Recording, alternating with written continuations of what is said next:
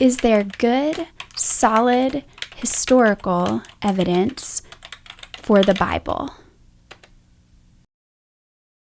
When I go on university campuses and even when I speak in churches, I tell the folks, look, you can look at this just like you look at documents about Abraham Lincoln's life. They're good sources, they're good historical material, and you then look at those sources and you find out, what do they say about Lincoln? You know, did he really die in Ford's Theater, or did he slip on a banana peel in Peoria and die? I mean, what happened?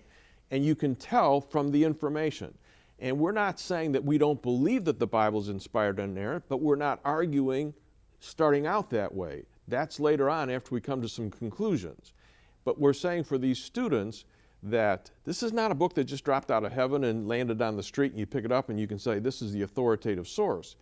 You're saying we have historical manuscripts. We've got evidence that is solid. In fact, it's the best evidence about the early Christians and Jesus that exists. Yeah, what's happening is the student's walking into a bazaar and he's hearing a lot of comments about what the Bible is. And he's hearing a lot of questions about what the Bible is and whether it can be trusted, whether it can be believed. And if all he's gotten in Sunday school before he gets there is the Bible is true and that's the end of it, then for someone for whom you've got to show some merit to what it is that's going on in the Bible, that's not good enough.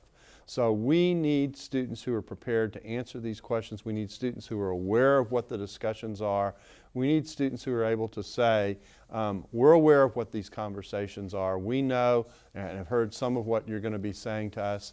And there is a conversation to be had here. And in the midst of that conversation, we're committed to the fact that when you look at it really, really carefully, there's a solid case that can be made